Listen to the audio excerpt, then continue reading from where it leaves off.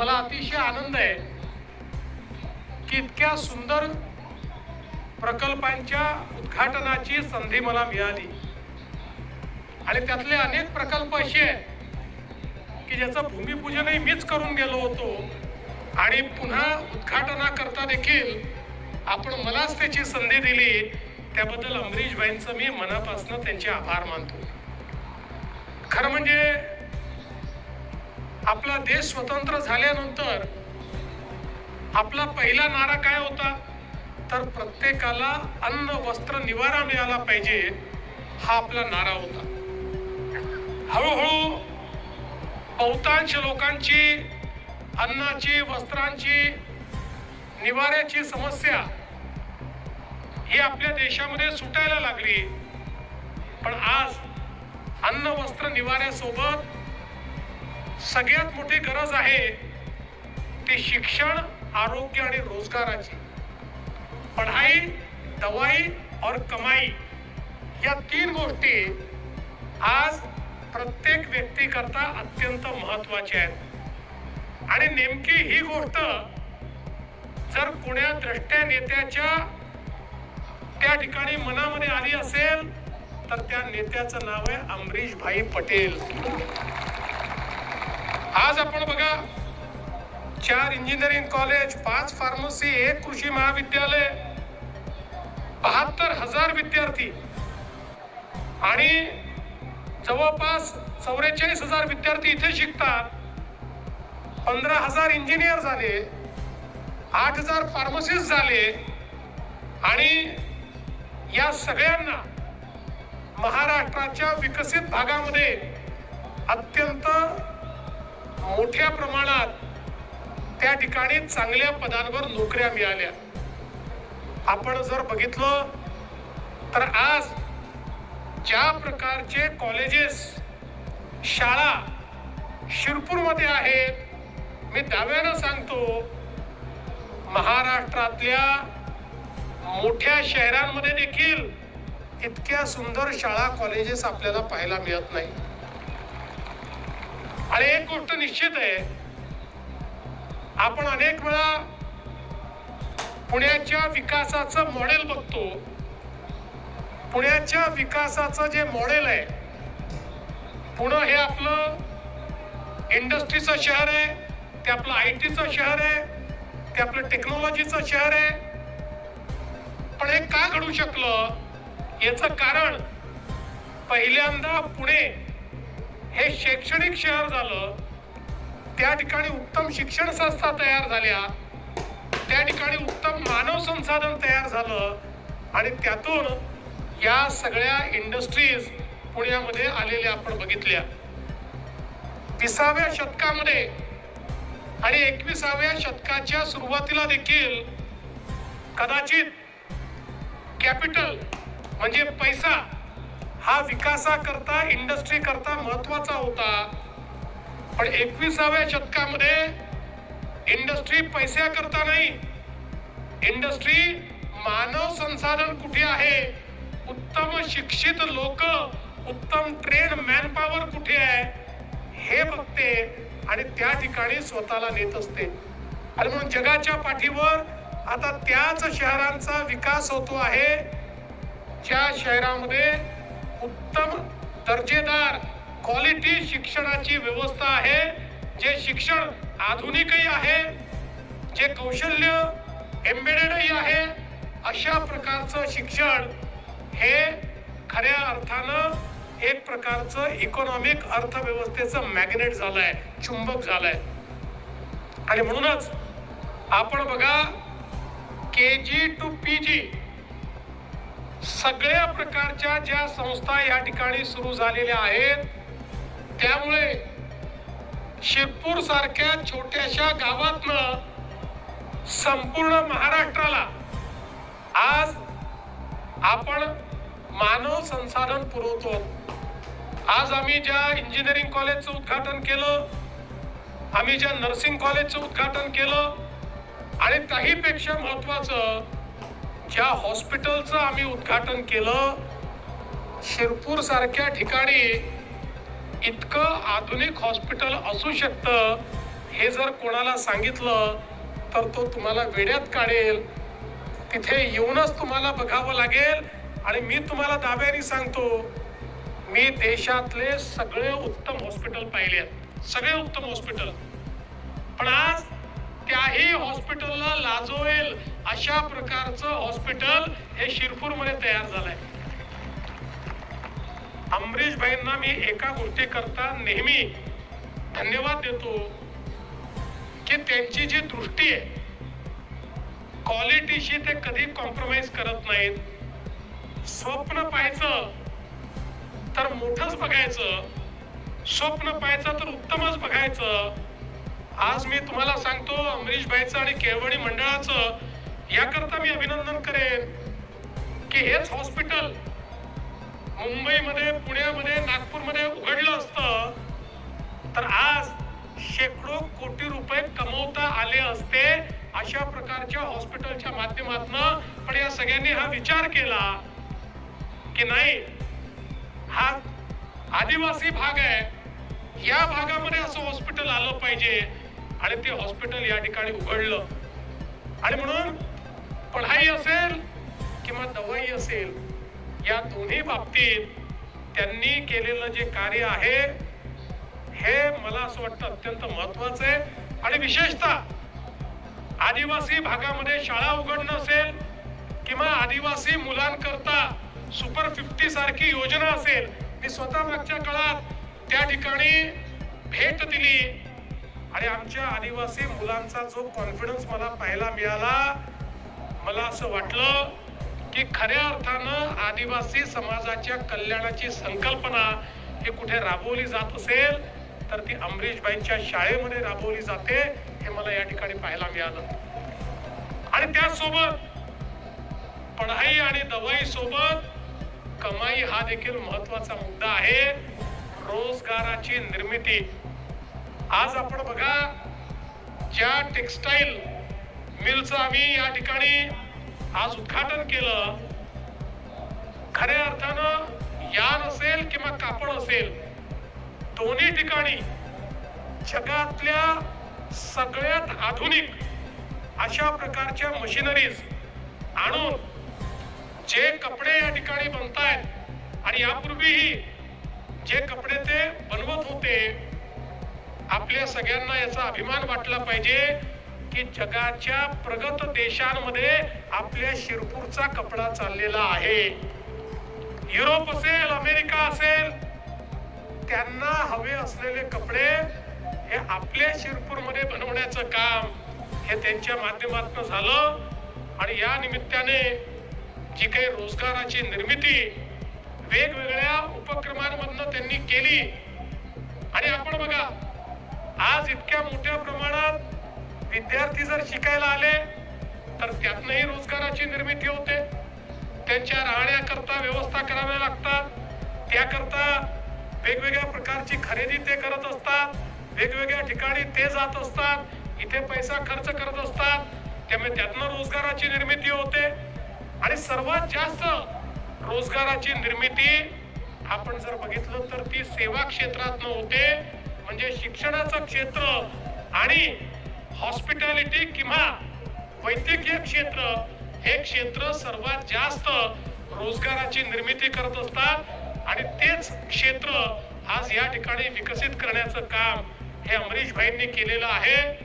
आणि यासोबत आमच्या शेतकऱ्यांकरता त्यांनी जे केलेलं कार्य आहे, विशेषतः बंधाऱ्यांच्या माध्यमातून जलसंधारणाचं जे मॉडेल आज शिरपूरने उभ्या महाराष्ट्राला शिरपूर पॅटर्नच्या माध्यमातून दिलं, ज्या भागामध्ये पाणी खाली गेलं होतं, खोल गेलं होतं, दुष्काळी होतं, आज तो भाग पाणीदार करण्याचं काम हे या ठिकाणी ज्या प्रकारे अमरीशभाईंच्या माध्यमातून झालं आहे. आणि म्हणून अमरीशभाई, मी तुमचं मनापासून अभिनंदन करतो की जे जे समाजातल्या लोकांना पाहिजे आहे ते या ठिकाणी करण्याचं काम हे तुम्ही केलेलं आहे. आणि हे सगळं करत असताना आज आपण जर बघितलं तर वेगवेगळ्या पद्धतीनं या ठिकाणी आपण आपले प्रधानमंत्री माननीय नरेंद्र मोदीजी यांनी आपल्याला जो दिलेला संदेश आहे, विकास भी और विरासत भी, आमचा जो वारसा आहे तो वारसाही टिकला पाहिजे.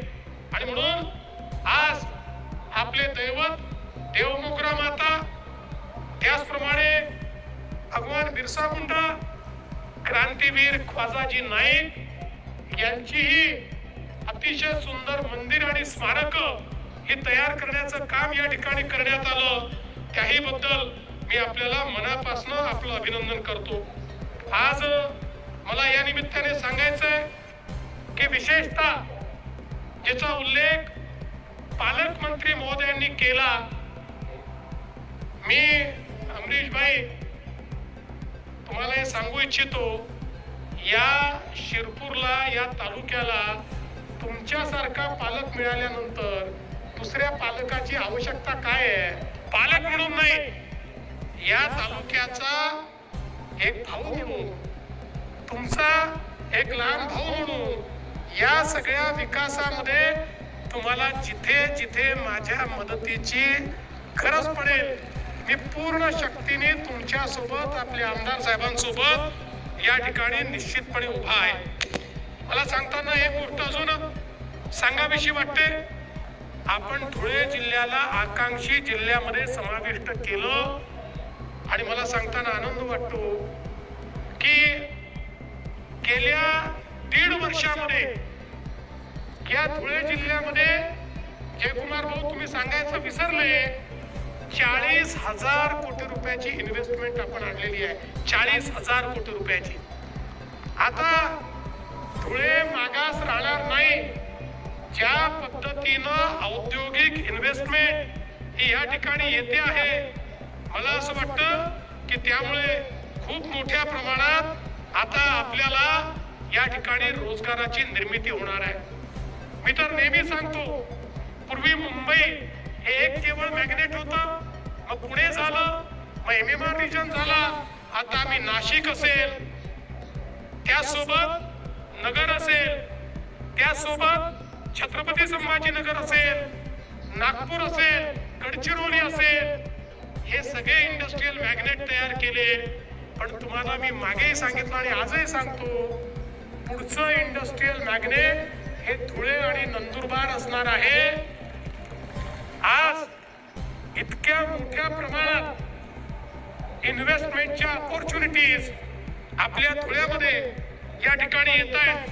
आता नुकताच केमिकल आणि अन्न प्रक्रिया क्षेत्रात जवळपास 1,600 कोटी रुपयाची इन्व्हेस्टमेंट ही आपल्या धुळ्यामध्ये आम्ही फायनल केली आहे.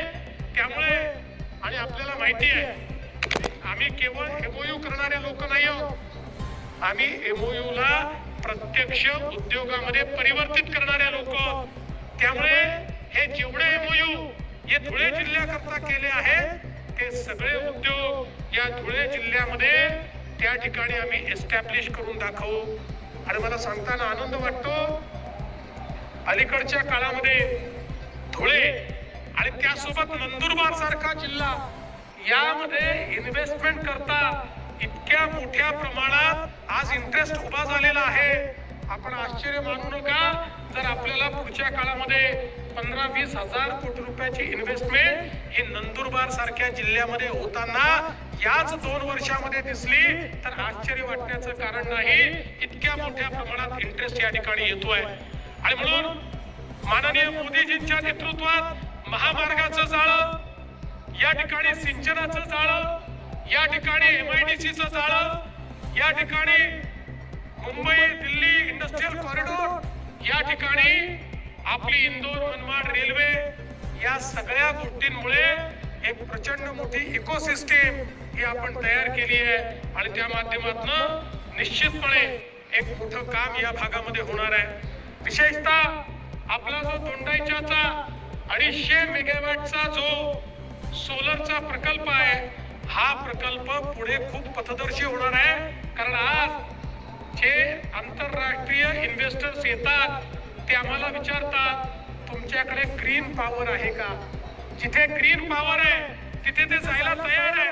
त्यामुळे मोठ्या प्रमाणात धुळे जिल्ह्यामध्ये ग्रीन पॉवर देखील आपण तयार करतो आहोत. आणि त्यातनं आपल्याला मला सांगताना आनंद वाटतो की अनेक या ठिकाणी गोष्टी आपण करणार आहोत। आज खरं म्हणजे आमदार साहेबांनी काही मागण्या केलेल्या आहेत। मी तुम्हाला एवढंच सांगतो की आदिवासींना जे वन जमिनीचे पट्टे मिळालेले आहेत आपण त्या संदर्भात निर्णय घेऊन महसुली जमिनीच्या पट्ट्यावर ज्या सरकारच्या योजना लागू आहेत त्या सगळ्या योजना या वनपट्ट्यावर मिळतील अशा पद्धतीचा निर्णय हा आपण निश्चितपणे करू आणि आपल्या आदिवासी बांधवांना या ठिकाणी दिलासा देऊ।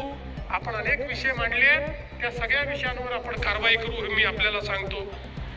आमच्या अमरीश भाईंनी या ठिकाणी MIDCचा एक मागणी केली आहे।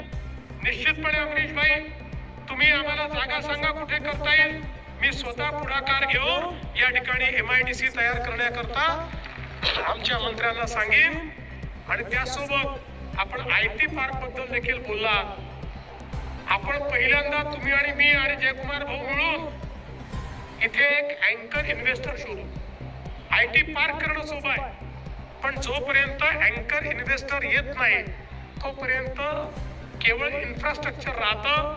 पण आपण मनामध्ये आणलं तर निश्चितपणे IT पार्क करणं हे काही फार कठीण नाहीये। अँकर इन्व्हेस्टर शोधणंही कठीण नाहीये।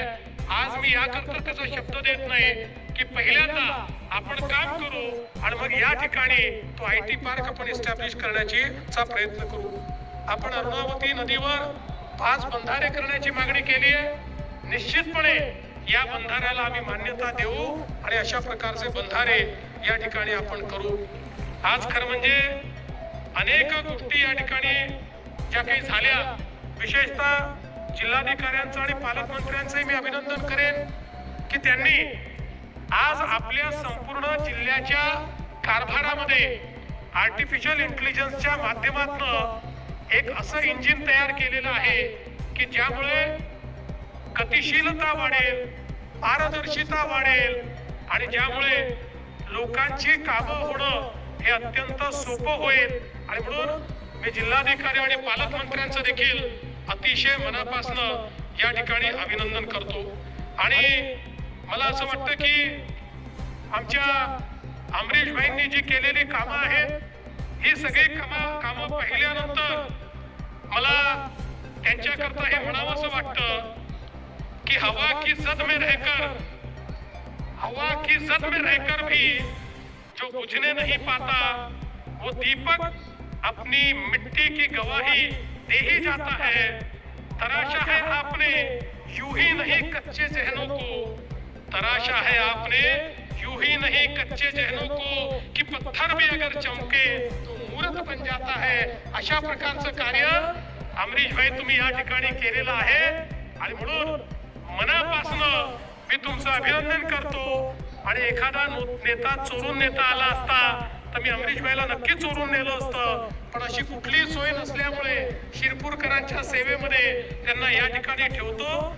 आज जे शिरपूर त्यांनी बदललेलं आहे अशाच पद्धतीनं यापुढे देखील अनेक प्लॅन त्यांचे आहेत। आज मला ते सांगत होते जाता जाता मला तेही सांगितलं पाहिजे, एक अतिशय चांगली ड्रायव्हिंग स्कूल ते तयार करतायत। द्रष्टा नेता कसा असतो तर त्या ठिकाणी आपल्याला माहिती आहे की आपल्या देशामध्ये आणि परदेशामध्ये ड्रायव्हिंग वेगवेगळ्या बाजूने होतं, लेफ्ट हँड ड्राईव्ह आणि राईट हँड ड्राईव्ह अशा पद्धतीनं दोघांमध्ये फरक आहे। त्यांच्या ड्रायव्हिंग स्कूलमध्ये परदेशात चालवता येईल या दृष्टीनं ते व्यवस्था करणार आहेत। आणि त्यासोबत त्यांना जर्मन भाषा असेल किंवा इतर भाषा ही जुजबी शिकवण्याचं काम म्हणजे या ड्रायव्हिंग स्कूलमध्ये शिकलेला प्रत्येक ड्रायव्हर हा किमान 2 ते 2.5 लाख रुपयाचा पगार हा परदेशामध्ये कमवेल अशा प्रकारची दृष्टी ठेवणाऱ्या अमरीश भाईंचं आणि त्यांना यामध्ये मदत करणाऱ्या त्यांच्या संपूर्ण परिवाराचं आणि त्यासोबत केळवणी मंडळ हा जो त्यांचा दुसरा परिवार आहे त्यांचंही मनापासून अभिनंदन करतो। आणि चांगल्या कार्यक्रमाला आपण मला बोलवलं त्याबद्दल आपले आभार मानून मी माझे 2 शब्द संपवतो।